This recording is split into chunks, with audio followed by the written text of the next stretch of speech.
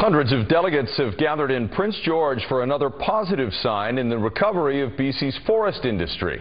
It's a two-day convention, the first full convention hosted by the Council of Forest Industries since the U.S. housing crash more than 5 years ago.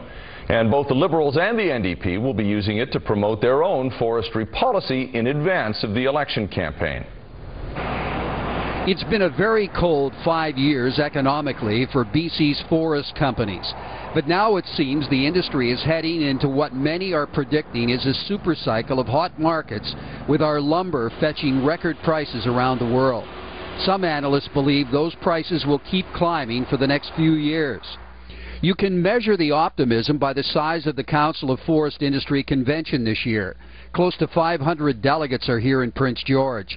It's the first time in 5 years the industry has been able to attract a crowd of forest execs, politicians and lumber buyers this large. Another indication forestry is back. We're just resurrecting the full-blown 2.5-day conference in that first week of April, so we're not unhappy at all about breaking through the 500 mark if possible. With the provincial election less than 6 weeks away, the leaders of both parties are here to present their policies to a rebounding industry.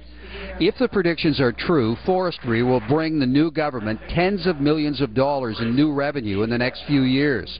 It gave the NDP's ADRIAN, who has a giant lead in the polls, a platform to partially unveil his forestry plans. Reforestation and retraining of skilled workers are priorities for him. And that's a key question for our economy and our society. We're addressing inequality, but also prosperity in our communities. And so the issue of skills training has been at the centerpiece of every speech I've given for 2 years, every meeting I've had with the business community and with labor, and it will continue to be the key priority we face as a government, is addressing this question of skills training. Also on the bandwagon, the Federal Resources Minister, who brought $20 million to help BC forest companies improve innovation. We really believe this is money well invested because it results in greater value added and more competitiveness for the forest industry. Premier Clark will address the convention tomorrow. Right now, after some very lean times, BC lumber is in great demand.